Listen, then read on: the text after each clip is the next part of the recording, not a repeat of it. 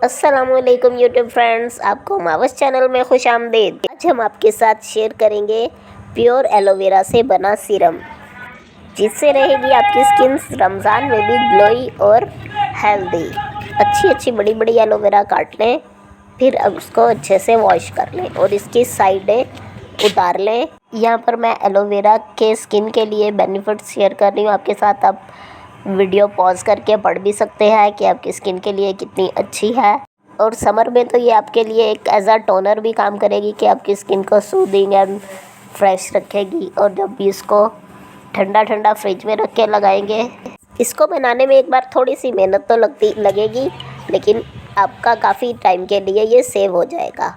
और अभी हम आपको आगे भी बताएंगे कि इसको हमने कैसे सेव करना है।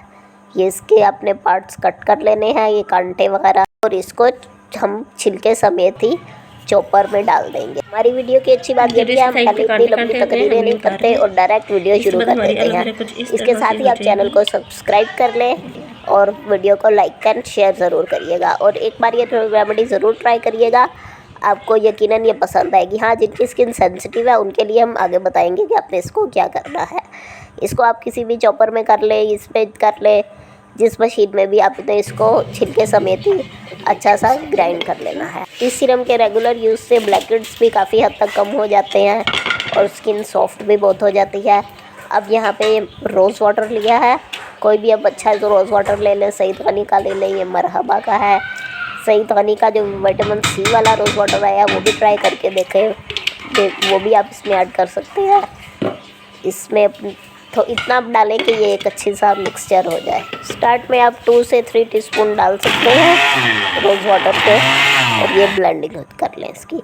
अब ये देखिए, इसको छान लिया है, हमारे पास जेल आ गया और ये इसका छिलका इस तरह ब्लेंड हो गया। और कलर भी कितना प्यारा ग्रीन इसका आया है सीरम में।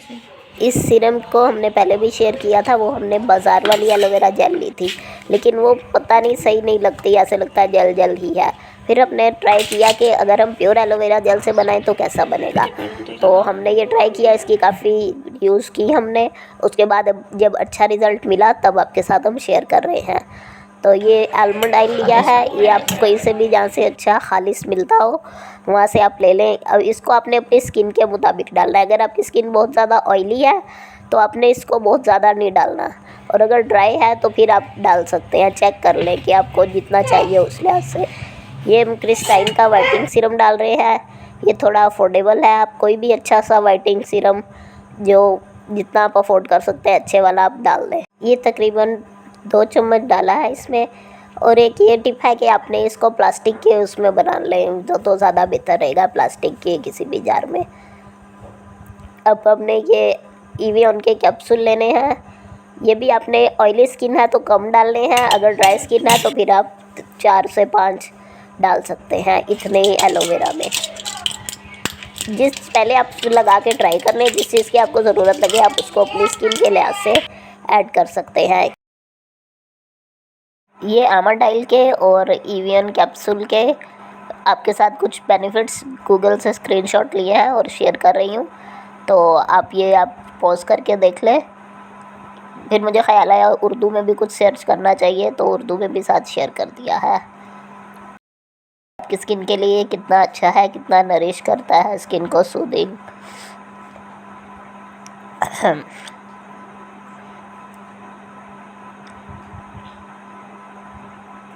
ये कट कर लिया, इनको बारीक सा कट करना है और इसमें आपने मिला देना इस तरह, और इसकी मिक्सिंग अच्छे से करनी है। अच्छे से इनको एक बिल्कुल सीरम बन जाएगा अच्छे से, और ये थोड़ा सा पतला भी होगा। अब आपने इसको सेव कैसे करना है, क्योंकि ये तो अगर आप बाहर रखेंगे तो ये ख़राब हो जाएगा। अच्छे से मिक्स करने के बाद सीरम वाली बोतल जो भी घर में होती है या बाई कर ले, तो उसमें हमने इसको सेव कर लिया और इसको बाकी को फ्रीज़ कर दिया था। सिर्फ एक बोतल निकाली जो हमने यूज़ करनी थी, उसको अपने फ्रिज में रखा और जब इस्तेमाल किया दोबारा फ्रिज में रख दिया। ये कितना अच्छे से देखिए मिक्स करना है इसको कि बिल्कुल यकजान हो जाए अच्छे। अब ये इसमें फिल कर ये नॉर्मल है, हर कोई ले सकता है, नॉर्मल प्राइस काफ़ी है टाइम के लिए ये आपको चल जाता है, मिल जाएगा, बल्कि वहाँ से अच्छी कीमत पे मिलता है। स्क्रीनशॉट लेना। टी-शर्ट में भी आप मिक्स करके आप इसको यूज़ कर सकते हैं। रात को सोने से पहले भी आप लगा सकते हैं। फिल कर लेते हैं। अब हम इसको फिल करेंगे इसके अंदर। ये हल्की अपनी सी कोई भी आपको सीरम वाली जो आपने यूज़ की सीरम वाली आप बोतल आप रख लें जिसमें आपको सही लगे। सीरम वाली बोतल बेस्ट है। और इसको फ्रिज में रख फिलिंग प्रोसेस थोड़ा ऊपर से फिर आप सीरम आप यूज़ करेंगे वो आपको हल्की सी ईचिंग होगी। हल्का इसे समर में एज अ टोनर यूज़ कर लें। बेशक स्प्रे बोतल में भी आप यूज़ कर सकते हैं। इसका स्प्रे कर लिया स्किन पे, ठंडा ठंडा, एक बहुत ही रिफ्रेशिंग और इसकी खुशबू भी बहुत मज़े की आती है। सर्दियों में आपके हाथ पे ठंडा ठंडा सीरम लगेगा, थोड़ा ऐसे मज़ा आएगा। ठंडा और सर्दी यार में अगर जिनको ज़रा सी इसकी ईचिंग ज़्यादा हो तो अगर तो थोड़ी देर के लिए होती है तो ये नॉर्मल है, और अगर काफ़ी देर हो रही है या कुछ खारिश ज़्यादा हो रही है तो इसमें आप ग्लिसरीन डाल सकते हैं। वैसे तो एलोवेरा सेफ है स्किन के लिए, तो ग्लिसरीन सही गनी की ले लें, कोई भी अच्छी सी ले लें, वो इसमें आप मिला सकते हैं। और इसी तरह अगर आपके पास बोतल नहीं है तो आप इसको फ्रीज़ कर दें, और जब आपका सीरम खाली हो जाए आपने लगाना हो तो आप बोतल निकालें उसको और उसको फिल कर लें। इसको ट्राई ज़रूर कीजिएगा, बहुत अच्छा सीरम है। ये हम भी एक बोतल फ्रीज कर देते हैं और एक जो यूज़ कर देते हैं बस वो फ्रिज में रखते हैं। फिर जब वो ख़त्म होने लगता है तो फिर उसको दूसरी को फ्रिज में रख देते हैं। आई होप आपको हमारी ये वीडियो अच्छी लगी होगी, तो चैनल को सब्सक्राइब कर दें और रमज़ान में लगाएं। स्किन हेल्दी होगी, आपकी ग्लोइंग करेगी। रमज़ान में भी आपकी फ्रेश स्किन रहेगी और समर में एज अ टोनर काम करेगी। आपको रमज़ान भी मुबारक, क्योंकि रमज़ान आ रहा है तो आप ईद पे आपकी स्किन अच्छी हो, ग्लो करे। और ये समर के लिए तो ये टोनर बहुत ही बेस्ट है। अल्लाह हाफिज़।